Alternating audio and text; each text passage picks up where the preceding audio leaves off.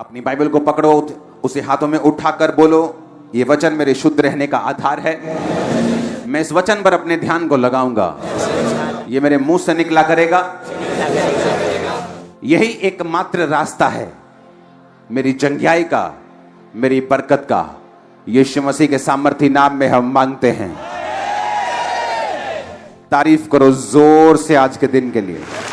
Hallelujah, hallelujah. भजन संहिता 16 उसकी 11 आयत। तू मुझे जीवन का रास्ता दिखाएगा, तेरे निकट आनंद की भरपूरी है, तेरे दाहिने हाथ में सुख सर्वदा बना रहता है।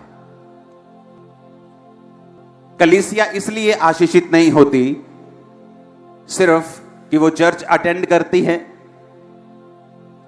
टाइट देती है। नो नो नो, ये सिर्फ कलीसिया का यही काम नहीं है। कलीसिया का काम है कि जो कुछ परमेश्वर का आत्मा करना चाहता है अपने दास के जरिए, अपनी आत्मा के जरिए, उन कामों को पूरा करने के लिए अपने शरीर को, अपने टाइम को, अपने पैसे को, अपने गिफ्ट्स को परमेश्वर को देना। तब बाइबल कहती जो कलीसिया आई है वो आशीषित होगी। आमीन। पौलुस ने कहा परमेश्वर तुम्हारी हर घटी को इज्जत समेत पूरा करेगा। कई बार घटियां बेइज्जती से पूरी होती हैं, हाँ, कि घटी हो गई, आप मांगने जाते हैं, वो 10 टाइम बेइज्जती करता है और फिर देता है 20,000 ब्याज टाइम पर देना पर। परमेश्वर कहता लेकिन मैं तुम्हारी हर घटी को इज्जत से पूरा करूंगा, तुम्हें बेइज्जती नहीं होगी। पर यह किसको बोला गया? यह उस कलीसिया को बोला गया जो पौलुस के मिशनरी कामों में उसकी सहायता करते थे, जो चंदा भेजते थे, जो उसके साथ खड़े थे, जो पौलुस के साथ खड़े होने से शर्मिंदा नहीं थे। बाइबल कहती पौलुस ने कहा अब मेरा परमेश्वर तुम्हारी हर घटी को मसीह में महिमा सहित पूरा करेगा।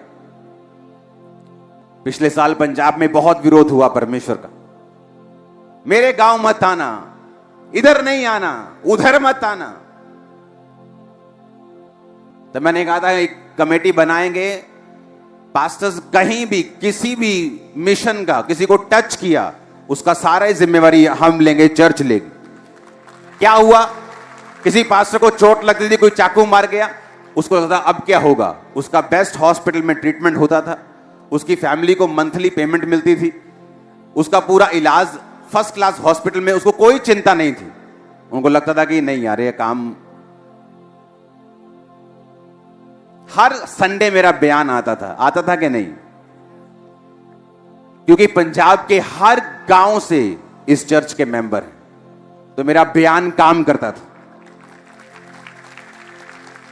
अब लोग बोलते हैं मणिपुर के लिए बयान क्यों नहीं देते?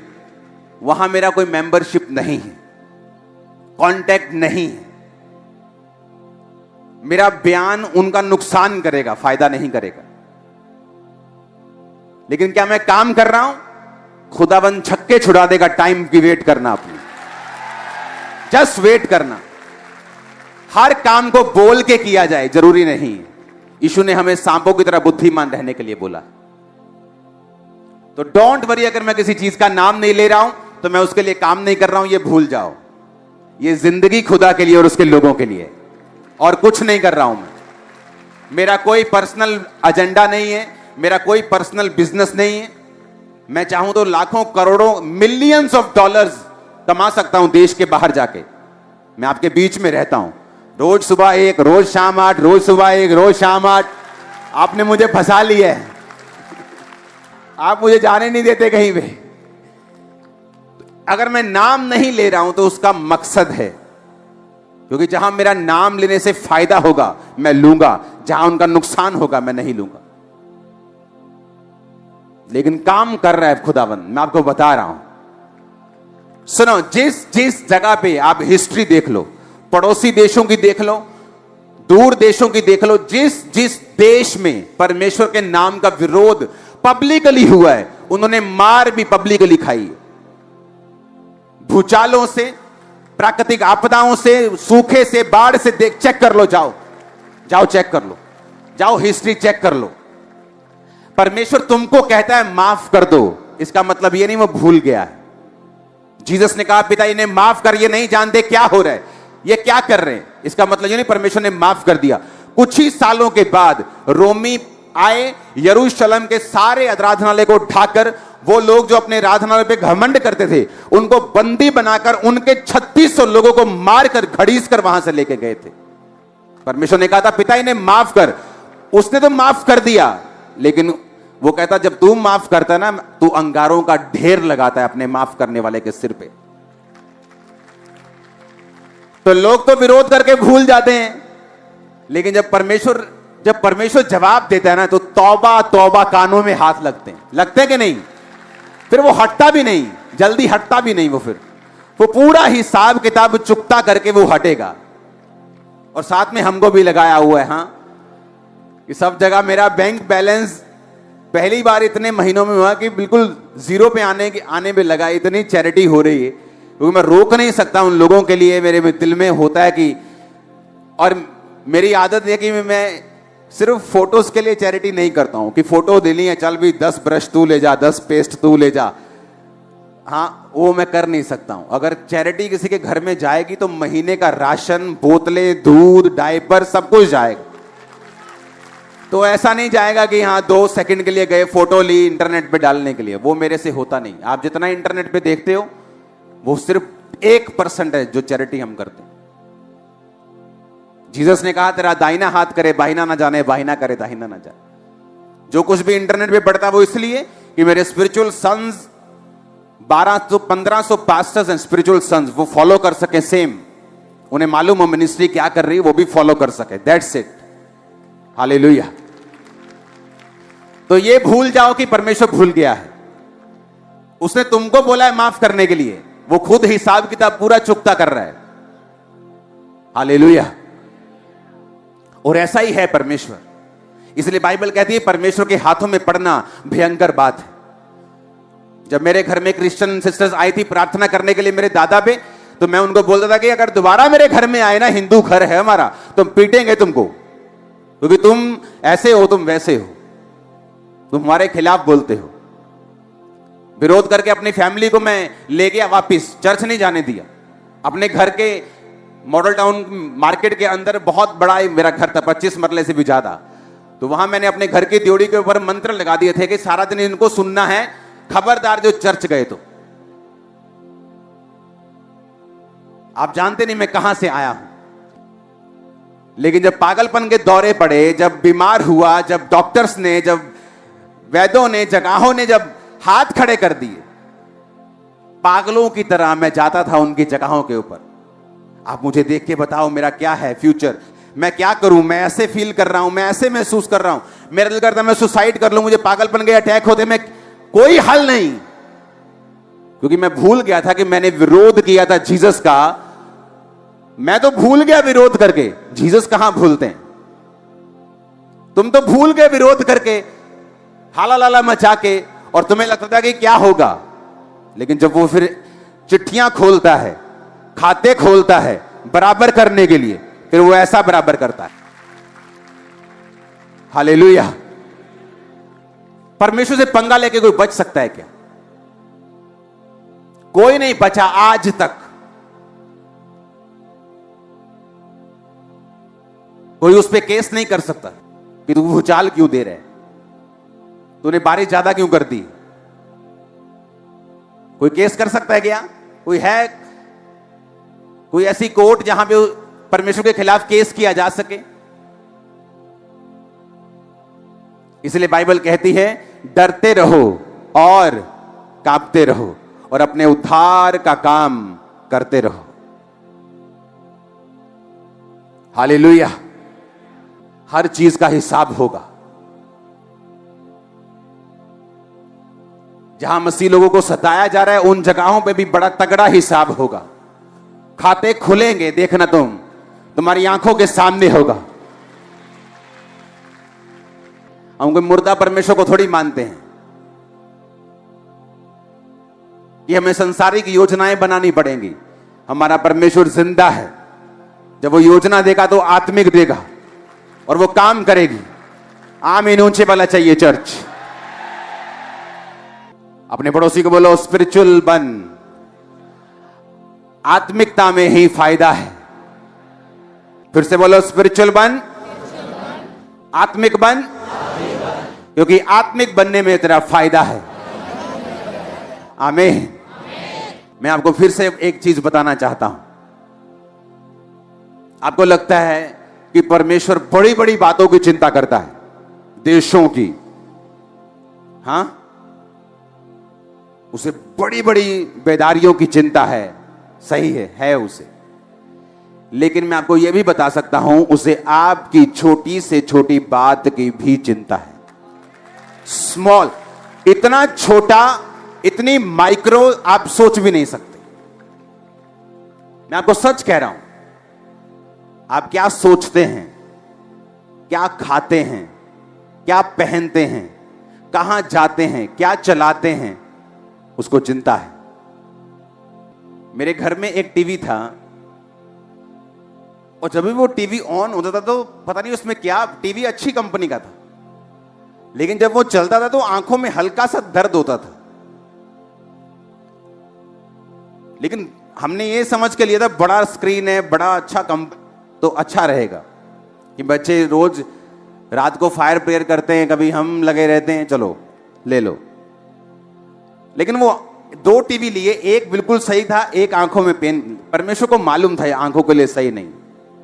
आप इमेजिन करना, वो टीवी बिना कारण के ही टूट गया, लाखों रुपए का,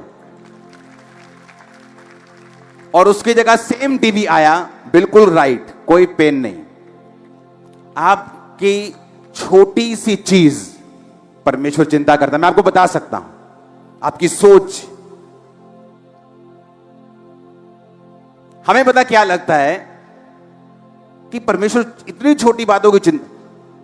परमेश्वर ने कहा तंबू बनाओ, और उस तंबू में मेरे लिखे हुए वचन जो खुदा ने अपने हाथ से लिखे थे और मूसा को दिए थे, वो रख दो। तंबू बना, महापवित्र स्थान में परमेश्वर का संदूक था, उससे पीछे मेज था, रोटियां थी, दीवट था, उसके बाहर का आंगन था। तो एक तंबू बना दिया गया मूसा के द्वारा, हां या ना।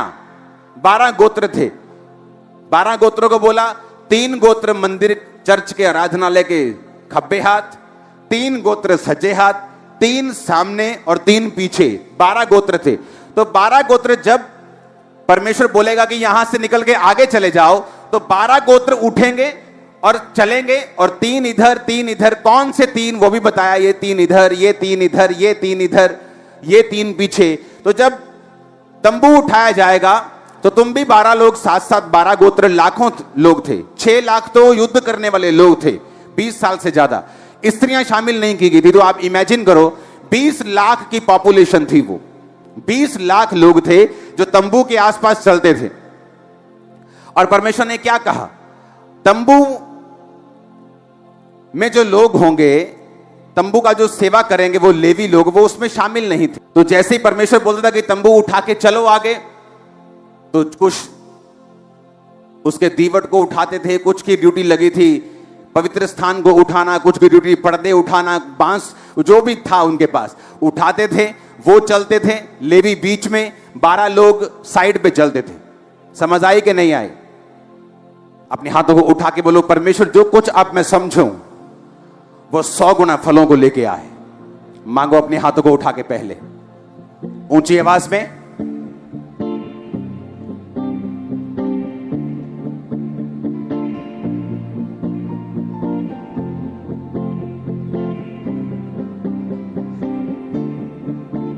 प्रभु यीशु मसीह के सामर्थ्य नाम में हम मांगते हैं। अब ध्यान से समझना, 12 गोत्र थे। बोलो कितने? परमेश्वर ने कहा, जब मैं इन 12 गोत्रों को इज़राइल को मिस्र से छुड़ा कर लेके आया था, तो कैसे छुड़ा के लेके आया था? लास्ट चमत्कार परमेश्वर ने क्या किया था मिस्र में? बोलो, लास्ट मिरेकल क्या था? पहलोठे मार दिए थे। हां, तारीफ करो जोर से। उनके पहलोठे यानी बड़े बच्चे, जो सबसे बड़े फैमिली का था, वो सब मार दिए थे, फिरौन के भी, फिरौन की प्रजा के भी। और वो डर गए और उन्होंने कहा, इजरायलियों का खुदा सच्चा है, इन्हें छोड़ दो, सताओ मत। एक ही रात में मूसा उसके साथ इजराइल की सारी कौम निकल गई। समझ आई कि नहीं? फिर उन्होंने तंबू बना लिया जहां पर परमेश्वर का वो भवन और परमेश्वर का जो संदूक था लिखा हुआ वो रखते थे। अब परमेश्वर ने क्या कहा, लेवी जो सेवा करने वाले लेवी थे, जो भवन की सेवा करते थे, उसको उठाते थे, साफ करते थे, उठाकर लेके जाते थे, अंदर याजक के अधीन रहते थे। परमेश्वर ने कहा ये गोत्रों में नहीं गिने जाएंगे। 12 गोत्र थे, लेवी निकल गए, कितने रह गए? 11। परमेश्वर ने कहा यूसुफ भी गोत्रों में नहीं गिना जाएगा, बल्कि यूसुफ के दोनों बेटे वो गोत्रों में गिने जाएंगे। यूसुफ निकल गया, कितने रह गए? 10। यूसुफ के 2 बच्चे एप्रेम और मनश्शे ऐड हो गए, कितने हो गए?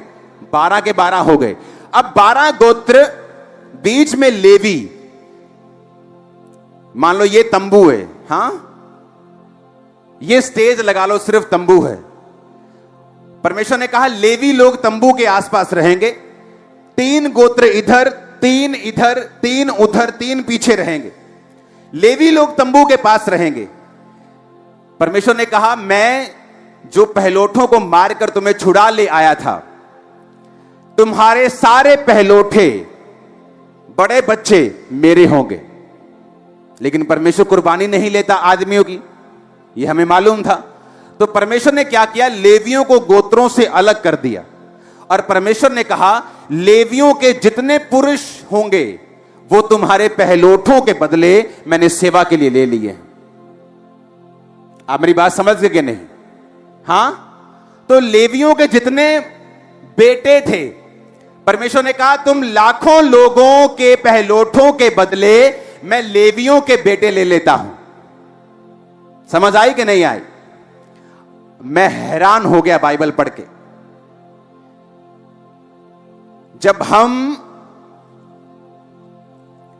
गिनती की पुस्तक 3 उसका 39 से 43 आयत पढ़ते हैं, यहोवा की इस आज्ञा को पाकर 1 महीने या उससे अधिक आयु वाले जितने लेवीय पुरुषों को मूसा और हारून ने उनके कुलों को अनुसार गिना, वो 22,000 थे।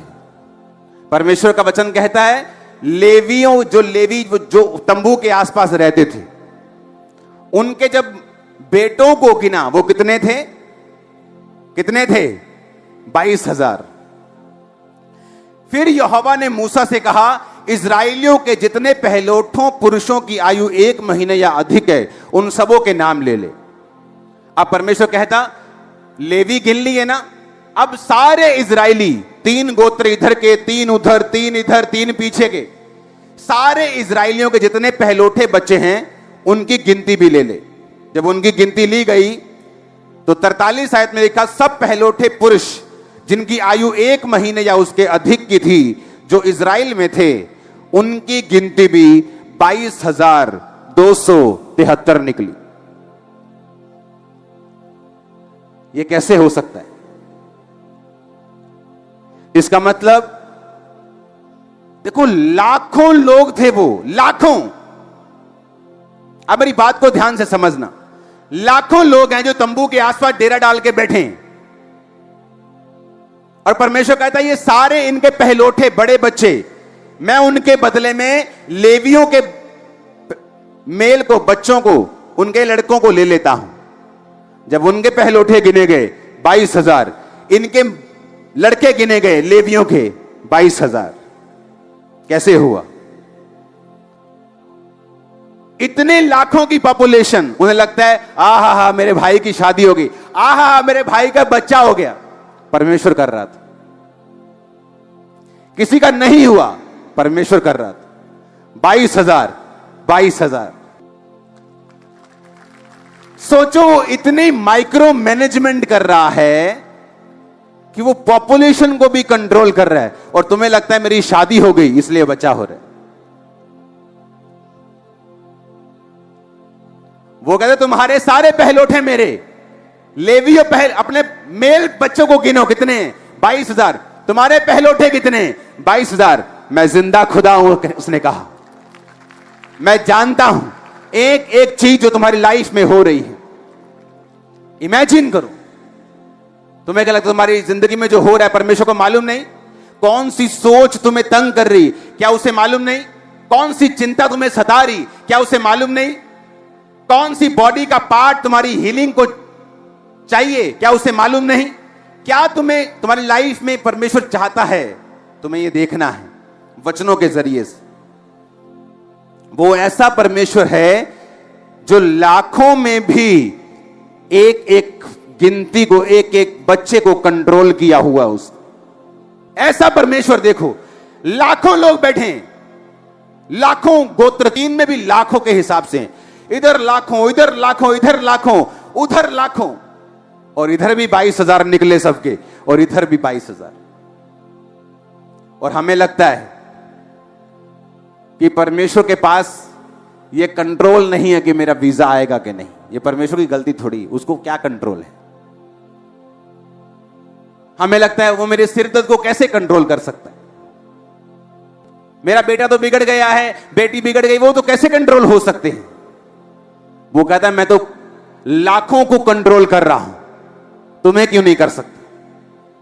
वो तो एक एक गिनती का हिसाब रख रहे हैं, तुम्हारा हिसाब क्यों नहीं रखेगा? इमेजिन करो आप, सब शुरुआत करते हैं मसीह में। हां,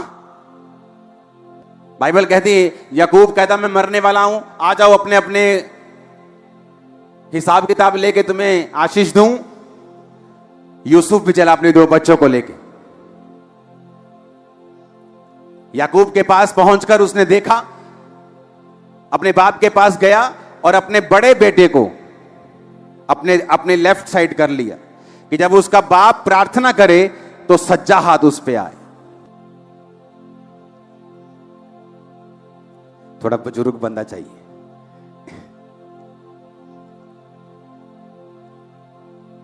ये बड़ा और ये छोटा लग रहा है ना, बड़ा छोटा। तो यूसुफ बड़े को इधर रख के गया ताकि जब अपने बाप के वो सामने जाए तो बाप दाहिना हाथ इस पे रखे, क्योंकि ये बड़ा है। और वो अपने छोटे को अपने दाहिने हाथ रख के इसलिए गया कि जब वो बाप के सामने जाए तो उसका लेफ्ट हैंड इस पे आए। और उसने कहा बाप आप इन दोनों को बरकत दो, ये बड़ा है मनश्शे, ये छोटा है एप्रेम। और बाप की आंखें बाइबल कहती है धुंधली हो गई थी, तो उसको सूझता नहीं था। उसने क्या किया, अपना दाहिना हाथ इस पे रख दिया और बाहिना हाथ इस पे रख दिया। सुनो, और यूसुफ को लगा कि शायद, सुनो, उसकी आंखें धुंधली हो गई हैं, तो यूसुफ कहने लगा no no no daddy daddy daddy ji, सज्जा हाथ इत्ते रखो क्योंकि ये वड्डा ते खब्बा इत्ते रखो ये छोटा। यूसुफ कहता नहीं नहीं नहीं मेरे बेटे, मुझे मालूम है छोटा ये है और बड़ा ये है। और उसने वचनों को बोला। उत्पत्ति 48 उसकी 13 से 20, 19 आयत में पढ़ता हूं। पिता ने कहा नहीं, सुन है मेरे पुत्र, मैं इस बात को भली भांति जानता हूं, यद्यपि इससे भी मनुष्यों की एक मंडली उत्पन्न होगी और वो भी महान हो जाएगा, तो भी छोटा भाई इससे अधिक महान हो जाएगा और उसके वंश से बहुत सी जातियां निकलेगी। उसने क्या कहा? उसने कहा बेटा नहीं, ऐसा नहीं है, यह खुदा की मर्जी है कि छोटा बड़े से भी अधिक महान हो जाएगा। उसने वचनों को रिलीज किया, इन्होंने आमीन बोला। उसके बाद याकूब खुदा के पास था, वो दोनों बच्चे बड़े होते गए और देखो असर क्या हुआ। गिनती 2 उसकी 18 से 21 में उसका असर नजर आता है। जो गोत्र मैंने आपको बताए थे, जब गोत्रों की गिनती हो रही थी कि तुम खब्बे रहोगे, तुम पश्चिम में, तुम उत्तर में, तुम दक्षिण में, तुम पूर्व में रहोगे, तो गोत्र गिने जा रहे थे। गिनना भी है कि कितने बंदे हैं एक गोत्र में। पश्चिम की ओर एप्रेम की छावनी के झंडे के लोग अपने दल के अनुसार रहेंगे। उनका प्रधान अमीहूद का पुत्र अली शामा होगा। उनके दल के गिने हुए पुरुष 40,500 हैं। एप्रेम छोटा, कितने पुरुष निकले लड़ाई वाले? 40,500।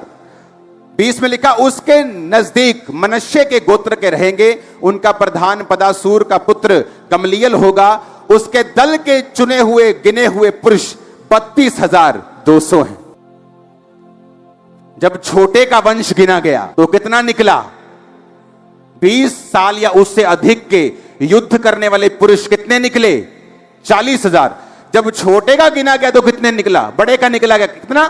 32,000। आपके घर में पहले बड़े की शादी होती, हां, फिर छोटे की होती। ऐसा ही होता है कि नहीं? चलो मान लो कि छोटा ज्यादा तेज है, लव मैरिज करा गया वही, हां, कि बड़ा देखता रह गया, छोटा ज्यादा तेज है, चलो इत्तेफाक हो गया कि छोटे की शादी पहले हो गई। पर ऐसा एक बार हो सकता है, पर छोटा आत्मिक था, खुदा के ज्यादा नजदीक था। और बाइबल कहती है यूसुफ मनश्शे के पोते और एप्रेम के पड़पोतों को देखने पाया। पहले पड़पोता उसने किसका देखना चाहिए था? मनश्शे का बड़ा था वो, पर बाइबल कहती वो उसने पड़पोते किसके देखे? एप्रेम के। एप्रेम की गिनती 40,000, बड़े भाई की गिनती 32,000। क्योंकि जब वर्ड्स रिलीज हुए, एक व्यक्ति जब आत्मिक होने का फैसला करता है, उसका सगा भाई हो या साथ में आया हुआ क्रिश्चियन हो जो उसके साथ प्रभु को जिसने माना था सेम टाइम पर अगर आप आत्मिक हैं, रिजल्ट नजर आएगा आने वाले दिनों में। लाइफ स्पिरिचुअल है, आपको मानना पड़ेगा। जब दोनों भाई वहां से निकले कोई फर्क नहीं लगा। आज एक बंदा चर्च में बैठ के अपनी शादी के बाहर भी मुंह मार रहा है, वो भी आमीन आमीन बोल रहा है, वो भी यहीं बैठा है। व्यभिचार कर रहा है, वो भी यहीं बैठा है। और जो पवित्रताई में चल रहा है, वो भी यहीं बैठा आमीन बोल रहा है। जब यहां से निकलते हैं कोई फर्क नहीं लगता, दोनों एक जैसे हैं। सेम ऑटो पे आए, व्यभिचार करने वाला अच्छी कार पे आया है, उल्टा वो लगता है ये सेम ही है। ये भी आमीन बोलता है, मैं भी आमीन बोलता हूं, ये भी वही जिंदगी जी रहा है, ये तो अच्छी जी रहा है, इसकी तो 3-3 पत्नियां हैं। लेकिन समय आएगा, टाइम आएगा, जब धर्मी फ्लाइट लेगा ऊपर की और वो लैंड हो जाएगा नीचे दूसरा वाला। फैसला आपको करना है। आपको क्या करना है? आपको ऊपर की ओर जाना है कि नीचे की ओर जाना है? क्योंकि अभी जब चर्च के बाहर आप दो जिंदगियों को कंपेयर करेंगे, आपको कोई फर्क दिखाई नहीं देगा। पापी में और धर्मी में आंखों से देखने पर कोई फर्क नहीं दिखेगा। और धोखा मत खाना धोखा, क्योंकि शैतान एक ही दिन में उसको तबाह कर देगा जो पाप के नीचे है, क्योंकि शैतान के पास ताकत है उन्हें तबाह करने की। और धर्मी जो अपने घर को चट्टान के ऊपर बना रहा है, आपको बढ़ता हुआ, स्ट्रांग होता हुआ, आगे बढ़ता हुआ, ऊंचा जाता हुआ दिखाई देगा यीशु के नाम में। फैसला आपको करना है। क्योंकि मेरे ग्रुप में बहुत से लोग थे, पास्टर्स को मूर्ख बनाते थे, इतना मूर्ख बनाते थे आप हैरान हो जाओगे। पास्टर ने मुझ पे हाथ रखना, मैंने कहा ओ खुदावंद तेरा धन्यवाद, उस पे हाथ रखना, इतना लगना यार तो आत्मा वाला बंदा है यार। और अगली रात लड़की के साथ सोया होता था, नेक्स्ट नाइट। पर आज चलो मेरा तो छोड़ो, कोई कंपेयर नहीं कर सकता उसके साथ। एक स्मॉल ब्लेस बंदा भी उसके साथ कंपेयर करेगा तो अपने आप को ऊपर पाएगा। इतना लो लेवल पे जा चुका है। हर जगह उसको परमेश्वर ने लोएस्ट लेवल दिखाया।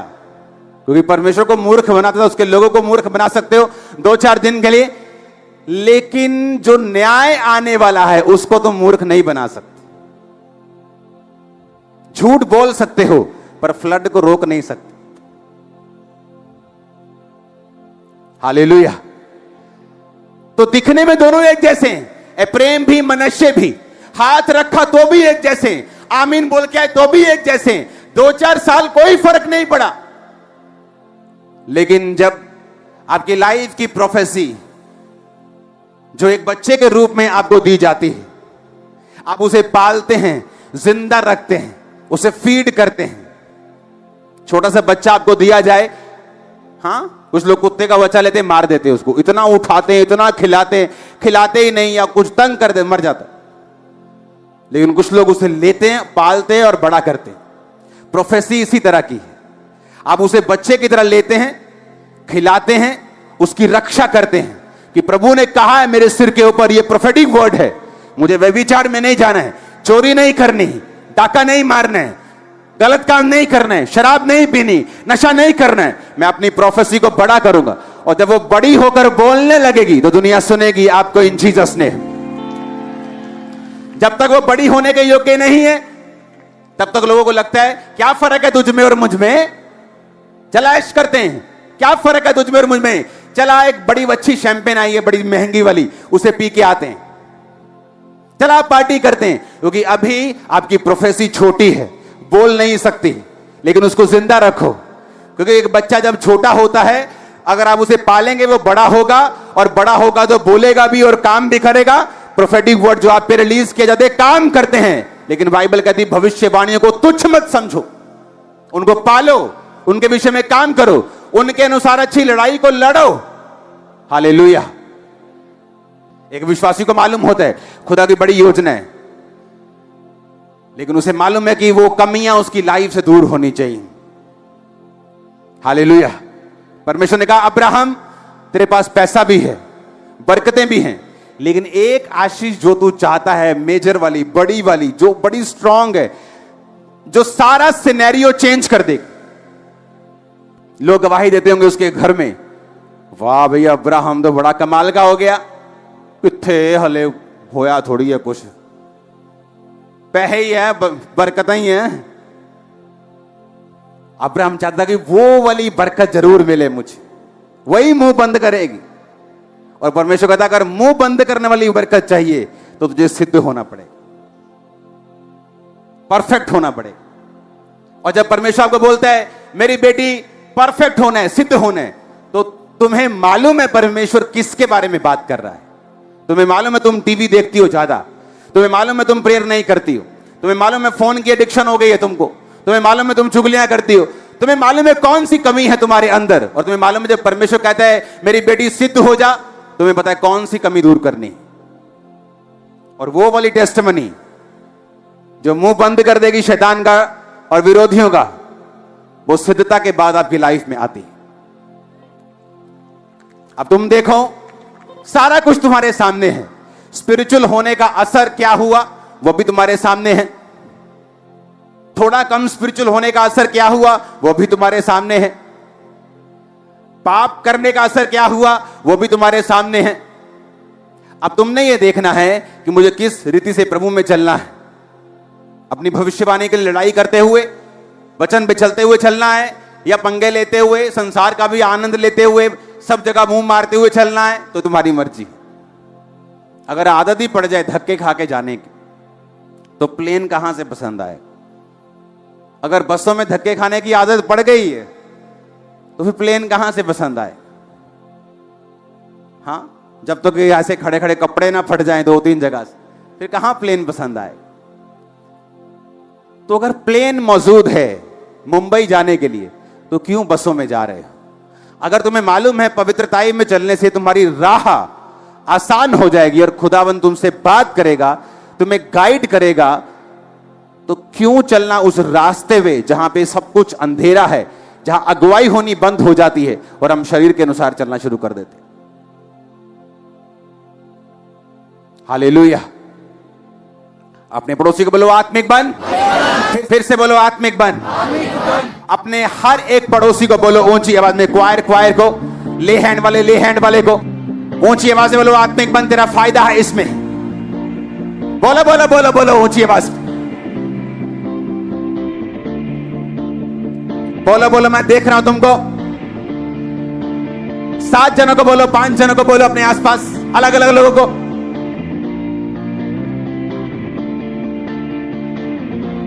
Hallelujah, hallelujah.